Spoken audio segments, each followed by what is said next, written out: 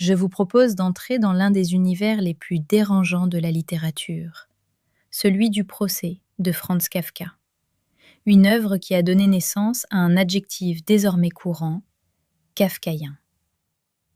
Tout commence par une scène d'une simplicité brutale. Joseph K., employé de banque, est arrêté un matin chez lui. Aucun motif ne lui est donné, aucun texte n'est invoqué, aucun grief n'est formulé. Les agents sont calmes, presque administratifs. L'un d'eux lui dit en substance « Vous êtes arrêté, mais cela ne vous empêche pas de continuer votre vie. » Dès l'ouverture, Kafka installe une dissociation radicale. Une procédure existe, mais sans accusation intelligible, sans qualification juridique, sans accès à la règle. Pourtant, le monde du roman est saturé de règles, mais de règles dégradées, fragmentaires, inaccessibles. Le droit y est réduit à un ersatz de procédures, des formes sans contenu, des étapes sans finalité, des décisions sans motivation. Ce n'est plus un ordre juridique, c'est une mécanique infernale. Joseph K. pose pourtant les questions fondamentales. De quoi suis-je accusé ? Quelles règles ai-je violées ?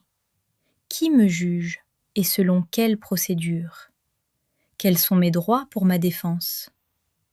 Il n'obtient jamais de réponse claire, car il n'y en a pas. Nous sommes ici à l'exact opposé du modèle du procès équitable. La procédure ne protège pas, elle absorbe. Elle ne garantit pas, elle broie. Jean Carbonnier, dans Flexible droit, a formulé l'une des lectures juridiques les plus pénétrantes du roman. Il écrit « Chez Kafka, le titre est exact. Le héros du drame, c'est le procès, non pas le plaideur. Le procès, sorte d'entité, de monstre qui s'échappe des mains de ses serviteurs, magistrats, avocats, justiciables même, pour vivre d'une vie indépendante. Mon procès, gémit Kafka, ne peut aller plus mal que lorsque je m'en occupe.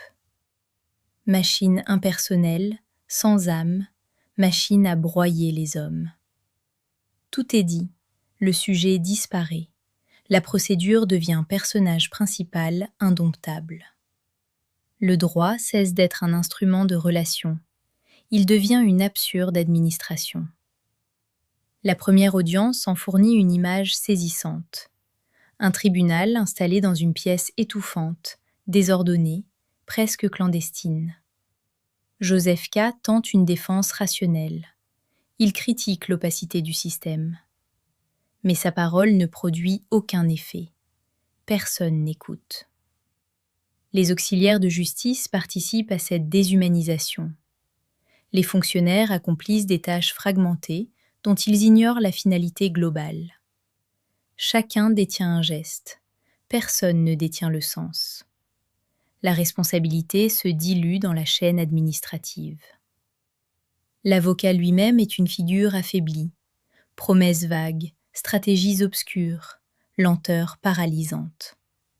Il semble travailler pour sa place dans le système, non pour son client. Or, Portalis rappelait un principe fondamental, qui résonne ici par contraste. Les lois sont faites pour les hommes, et non les hommes pour les lois. Or, dans l'univers kafkaïen, cette maxime est inversée. Le mécanisme prime sur la personne. Le système ne se met pas à portée de l'homme. C'est l'homme qui est sommé de s'adapter à l'opacité du système. Dans le roman, la parabole intitulée « Devant la loi » condense cette critique. Un homme attend toute sa vie devant une porte censée mener à la loi. Il n'y entrera jamais. L'accès est promis, toujours différé. La norme existe, mais n'est jamais rencontrée. La fin du roman est cohérente avec cette logique. Joseph K. est exécuté sans jugement intelligible, sans motivation, sans qualification explicite. La procédure s'achève, sans avoir jamais produit de droit pour celui qu'elle a traité. Dire aujourd'hui qu'une situation est kafkaïenne, c'est désigner des règles absurdes, une autorité sans justification, un traitement sans garantie, une décision sans intelligibilité. Et la machine judiciaire, laissée à elle-même, peut devenir un monstre.